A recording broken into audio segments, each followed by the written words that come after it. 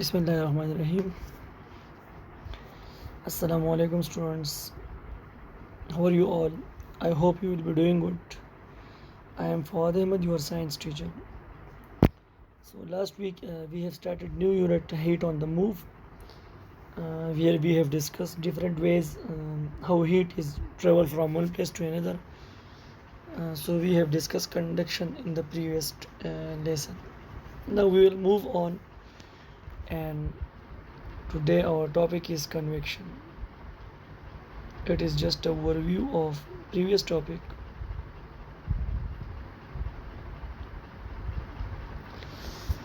Okay, convection. If air is heated, it expands, its particles spread out, and it rises. Cooler, heavier air moves in to take its place. If you place your hand a little way above a hot radiator, you can feel the warm air rising. If you tie some strips of tissue paper around the end of a short stick and hold it above the radiator, the rise air current will make the strips of paper move. As it moves along the ceiling, the warm air cools and sinks, and the cold air moves around the floor towards the hot radiator. This circulating flow of air is called a convection current, and the radiator warms the room by convection. अच्छा, last week हमने conduction के बारे में बात की थी.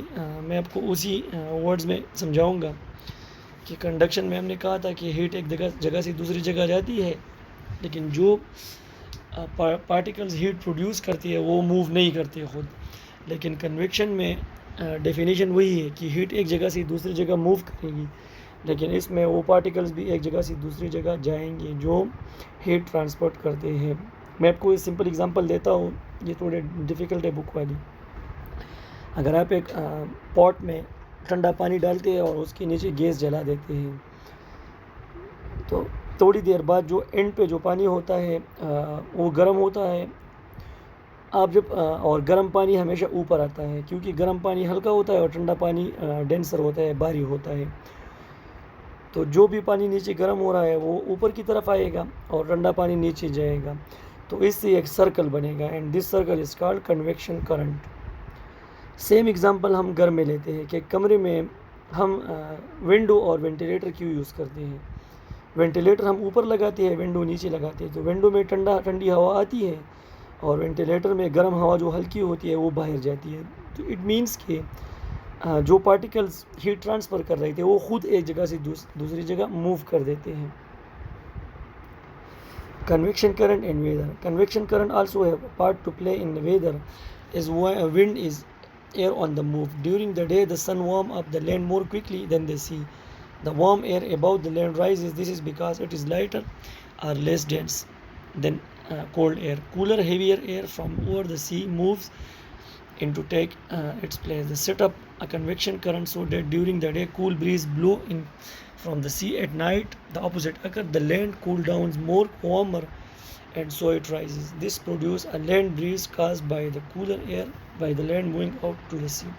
अच्छा, वही रूम वाली एग्जांपल, वही पॉट वाली एग्जांपल अब थोड़ी बड़ी सतह पे अप्लाई करते हैं कि समंदर के करीब जो इलाके होते हैं, दिन में समंदर से जो ठंडी हवाएं हैं वो इलाके की तरफ जाती हैं, और इलाके जो आसपास की ज़मीनें होती हैं या घर होते हैं उससे गर्म हवाएं समंदर की तरफ आती है. तो आपने देखा होगा कि कराची में अगर आपका कोई जानने वाला है तो आप उनसे पूछ सकते हैं, कराची में समंदर है इसलिए कि दिन में आप समंदर के पास होते हैं तो वहाँ पर ठंडी हवाएं होती है, और जो इलाके होते हैं जितने घर होते हैं दिन में वो बहुत ज़्यादा गर्म होते हैं. लेकिन रात को ये प्रोसेस उल्टा हो जाता है और समंदर के करीब गर्म हवाएं होती है और जो घर है वहाँ पर ठंडी हवाएं चलती है. This is because of the convection current, जो मैंने स्टार्ट में आपको बताया कि दिन में सनरेज होती है और उसमें समंदर पे जब वो लगती है तो उससे ऑपरेशन प्रोसेस होता है, तो ऑटोमेटिकली वहाँ पर ठंडी हवाएं आपको मिलती है. लेकिन रात को तो वो प्रोसेस बंद हो जाता है, तो इसलिए कन्वेक्शन करंट की वजह से रिवर्स प्रोसेस होता है. अच्छा, अब कन्वेक्शन करंट को बहुत से परिंदे इस्तेमाल भी करते हैं अपने उड़ने के लिए. Some bird make use of convection current when they fly. Eagle, storks and pelicans will use the rising convection current called thermals to enable them to soar with very little effort when they are migrating or hunting. Many eagles, hawks, buzzards and vultures use thermals when they soar in search of food. Soaring birds also have large and broad wings. Glider use thermals to allow them to stay in the air. An aeroplane or winch tows the glider into the air. The glider pilot then use thermals to help the aircraft to rise and stay up in the air. Eagle use thermal to allow them to soar effortlessly when they are hunting or migrating. अच्छा, अब convection current के और क्या फ़ायदे हैं? मैंने आपसे अभी कहा कि जो गर्म हवा होती है वो ऊपर की तरफ जाती है, उसे थर्मल कहते हैं। हमारे एटमॉस्फेयर में जो टॉप लेयर है हवा का ऊपर, काफ़ी ऊपर, वो गर्म है, उसको थर्मल्स कहते हैं। तो ये परिंदे घंटों दिनों तक हवा में उड़ते रहते हैं, तो ये तो अपनी पर नहीं हिलाते, लेकिन ये उन थर्मल्स पे चढ़ जाती है जो गर्म हवा के झोंके होते हैं ऊपर। तो उसकी वजह से ये हवा में रहती है, लेकिन उसमें इनकी कोई एफर्ट नहीं लगती, क्योंकि उन्होंने अपने विंग्स फैलाए होते हैं और थर्मल्स की वजह से ये मूव करते हैं। ग्लाइडर भी आपने देखा होगा, जिसमें छोटा इंजन होता है, छोटा सा जो एरोप्लेन होता है, आपने देखा होगा पहाड़ों से जंप लगाती है जिस पे मैनुअली, तो उसको अगर आपने देखा होगा वो भी थर्मल्स को यूज़ करता है, जिससे उसकी एनर्जी एफिशिएंसी कम हो जाती है।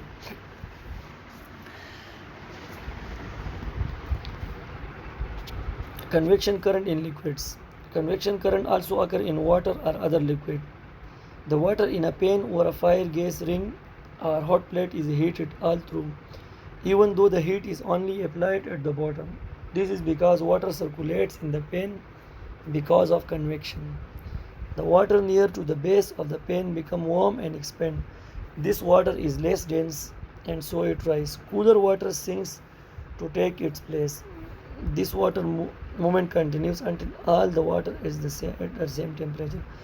स्टार्ट में मैंने आपको ये एग्जांपल दी थी, वही एग्जांपल यहाँ पर रिपीट हो रहा है कि जैसे ही हम एक पॉट में ठंडा पानी डालते हैं तो थोड़ी देर बाद उसका टॉप लेयर गर्म हो जाता है, फिर दरमियान में गर्म हो जाता है, फिर थोड़ी देर बाद पूरी पानी का टेम्परेचर एक जैसा हो जाता है कन्वेक्शन करंट की वजह से, क्योंकि इर्द गिर्द ये करंट्स घूमते रहते हैं और गर्म पानी ऊपर आ जाता है और ठंडा पानी नीचे जा रहा होता है। Heating and cooling with convection currents. The domestic hot water system is another example of the use of convection current. In a simple system, water that has been heated in a boiler rises into a storage tank, while cold water from a tank in the roof flows down to the boiler to be heated. The hot water taps are fed by the gravity from the storage tank. A central heating system works on the number of radiators have to fed with hot water. A pump often helps the natural convection current to circulate the hot water. अच्छा, तो ये एक system है जो हम घरों में use करते हैं, उसको डोमेस्टिक हॉट वाटर सिस्टम कहते हैं। राइट साइड पे आप इसकी पिक्चर देख सकते हैं, उसमें सबसे एंड में बॉयलर होता है, दरमियान में स्टोरेज टैंक होता है और टॉप पे ठंडा पानी होता है। तो ठंडा पानी जब नीचे जाता है पाइप्स के ज़रिए तो बॉयलर में वो गर्म होता है। बॉयलर से बहुत से पाइप वो गुजार लेते हैं वॉल्स के अंदर और उसमें उससे ये सेंट्रल हीटिंग हो जाती है। तो पूरी घर में जहाँ से जिन वॉल से पाइप गुजरे हैं तो उसमें उन सब की सेंट्रल हीटिंग होती है। इसको आप रिवर्स भी यूज़ कर सकते हैं फिर गर्मियों में, लेकिन उसके लिए थोड़ा डिज़ाइन में आपको चेंज करना पड़ता है। तो रिवर्स प्रोसेस में आप चलाते हैं तो ये फिर कोल्ड एयर जनरेट करता है हॉट एयर से। तो ये भी कन्वेक्शन करंट का एक एप्लीकेशन है। The water pump in a car engine also helps the natural convection current to circulate water more quickly. The water is heated when it passes through the channel in the cylinder block, thus keeping the engine cool. The hot water is then pumped through the car radiator where it gives up its heat to the air outside. अच्छा, गाड़ी में ये system होता है, इसको water pump लगा होता है तो इंजन में जो एक्स्ट्रा हीट बनता है जब गाड़ी चलती है काफ़ी देर तक, तो उसको बाहर निकालने के लिए वाटर पंप यूज़ होता है। आपने रेडिएटर का नाम सुना होगा, गाड़ी में जो रेडिएटर होता है तो उसमें भी साइलेंड्रिकल ब्लॉक होता है, बहुत से चैनल्स होते हैं जो इंजन को कूल रखते हैं और उससे जो एक्स्ट्रा हीट होती है उससे वो पानी गर्म होता है टाइम के साथ। तो हम फिर गाड़ी में एक्स्ट्रा पानी डालते हैं, 1-2 दिन बाद हम चेक करते हैं, जब उसका पानी का लेवल कम होता है तो उसमें हम और पानी ऐड करते हैं। ये पानी उसमें सर्कुलेट होता है पाइप्स में बार बार, जिससे इंजन कूल रहता है। ओशन करंट्स, इसको ओशेनिक करंट्स भी कहते हैं दूसरे वर्ड्स में। The water of the ocean and seas are constantly moving as well as the waves and tides. Ocean water flows around the earth in great rivers called currents. Currents on the ocean surface are driven by the winds that travel in more or less the same direction that the wind blow most often.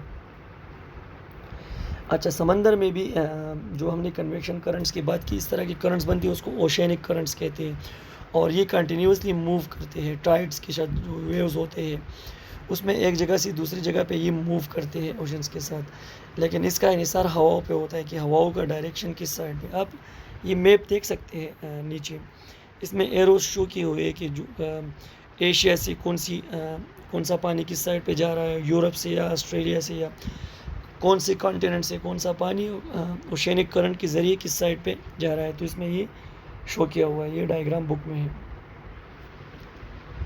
There are also currents that flows from the surface down toward the sea floor and down along the ocean bottom.